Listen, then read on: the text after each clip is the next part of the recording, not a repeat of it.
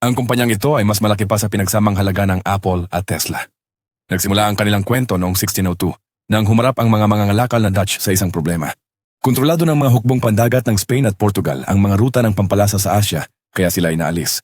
Sa desperasyon, humingi sila ng tulong sa Dutch Republic.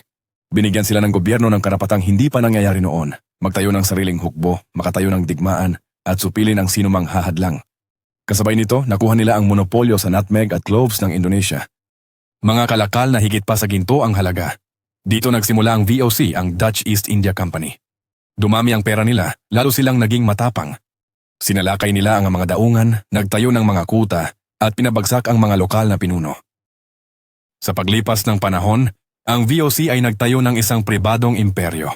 May 150 barko at 70,000 tauhan.